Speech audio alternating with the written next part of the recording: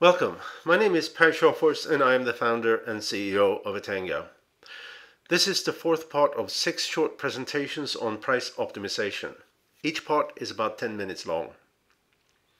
What you will learn is how with optimized prices and the processes necessary for price optimization, companies can fight commoditization, downward pricing pressure, and increase both sales and profits. This presentation summarizes what we learned from making several hundred price optimization projects in all different industries. And I will use a number of case studies in this presentation. And while it's possible that these case studies are from your particular industry, it is unlikely. So please look at this instead like, how should this apply to me, to my company, to my circumstances? What will I learn? In the first two parts, I spoke about the reasons for commoditization and loss of pricing power. And in the third part, about how a deep dive into the value perceptions and decision landscape of the marketplace provide you the information companies need to remedy and regain pricing power. I also mentioned that some companies take pricing very seriously, and as a result, they grow twice as fast and they're twice as profitable compared to peer companies. In this, the fourth part of the series, we will get technical, and I need to describe price elasticity. I'm sure we all know the definition of price elasticity. It is the percent change in sales volume divided by the change in price. So price elasticity means it measures how the number of units sold varies as different prices are considered. Simple, but not really. And this is how it's taught in business school. Too simplified. Demand as a straight line. And this generates a revenue curve like this. Perfect arc. Reality, unfortunately, is a little bit more complex. And this is because of the psychology of pricing. This affects price elasticity and it affects willingness to pay. Because we're all humans, we're all different. And the circumstance of each sale is different. Price elasticity and willingness to pay can be manipulated. We have value perceptions and we make our buying decision based on these perceptions. Even in a business-to-business technical sales, the buying decision is mostly emotional and it's based on these perceptions. And there's really two particular perceptions that are relevant for this particular discussion. Whenever we buy something, we always make a judgment on what we're about to buy based on the price itself. We judgment about whether we can afford what's offered or if it's too expensive. There's of course many reasons why the buyers may say so. It may be as simple as not having the budget, not having the money. But more often than not, it is because the seller have failed to deliver their unique value differentiators and value messages. And the opposite is also true. The price of the product is the most important message of quality. Consider if you were offered gas at, say, 10 cents a gallon. Would you buy it, or would you think there's something wrong with it? Let me tell you a personal story, not about gas, but about haircuts. I was in Vegas and I needed a haircut. On the way to the convention center, I drove past this sign.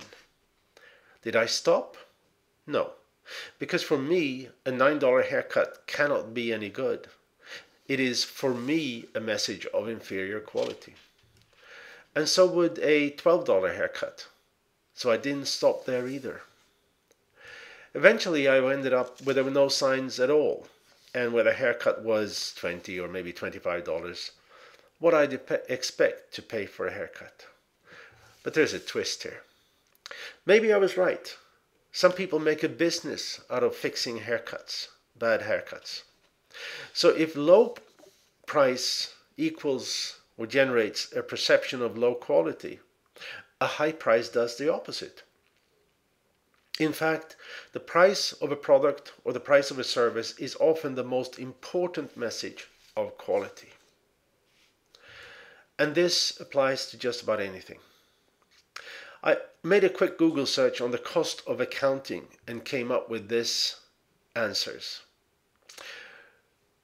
Normally you would think that $250 per hour for accounting is what you should pay. And here's somebody offering at $20 an hour. Would that be any good? I don't know, but it sounds awfully cheap. For luxury consumer goods, the price is the quality. It creates the exclusivity that are these products' most important differentiators. A Rolex doesn't hold time better than a Timex. A Hermes scarf doesn't do a job better than a scarf from Walmart. You get the picture. And this applies to everything, whether it's burgers, engine parts, die casting machines, or accounting services. But some companies inevitably say that their customers make a technical evaluation of their products or services, and they buy the cheapest that meets the specification. This, of course, do happen sometimes, but more often than not, there is judgment involved. Customers will assess how well the product will actually meet or exceed the promised specs. They will assess how well they think the vendor will honor and execute guarantees, how they will find the interaction with the vendor in general, and of course prior experience will be considered, and more. So when it comes to pricing and a purchase decision, we have two variables. One, does the price adequately represent the value perception of the buyer? Or is the price too high so that the buyer, for whatever reason, decide not to buy? Or two, is the price so low that it becomes a message of inferior quality, so that the buyer don't buy for that reason? And when we map this, we're going to get something like this. In this simplified model, we have price on the x-axis, and the percent of potential buyers who will not buy on the y-axis. I said not buy. If the price is 0, we can assume that nobody will buy because the price is too high. But as the price goes up, an increasing number of potential buyers they cannot buy for whatever reason. In this case, eventually all the way up to $500, where all buyers say they cannot purchase. But we also need to consider the flip side, that the price is so low that buyers believe the quality is not sufficient for their needs. And here we assume that a price of 0, all buyers will say the price is too low. But as the price increases, the number of potential buyers who think there is something wrong will also decline.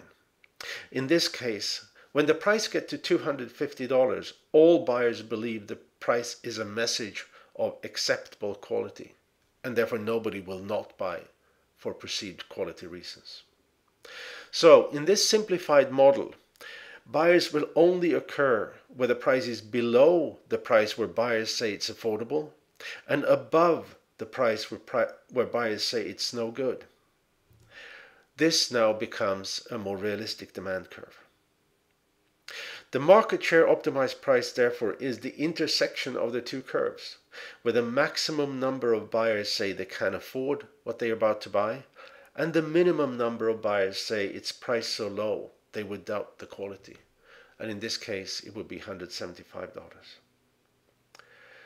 And then you can take projected market share times the price, and you get projected revenues. And here you can see this peaking at $150. This is going to make more sense when we get to real data. But there's something else very important when it comes to the psychology of pricing, and we call them price walls. Price walls are points where a small change in price can make a very large impact on sales volume and revenue. Let me show you an example of a demand curve and revenue curves which have very significant price walls. So consider the appropriate here of the prior slide. This is a manufacturer of car accessories. The company is the market leader for a certain type of accessory, and they were about to launch a new product, and they were struggling to find the right price. Marketing wanted to price this new product at $4.99. Finance wanted to price it at $5.99. And sales finally at $1.99. But then let's look at where these prices fit on the demand curve and revenue curve for this product. Sales did a good job guessing where demand would be highest, but marketing and finance less so. But how did this look on a revenue curve? It gets worse. First of all, nobody guessed the revenue max price, but also look at $500. You can see a very large drop in revenues as you go from $499 to $501. That's a real price wall.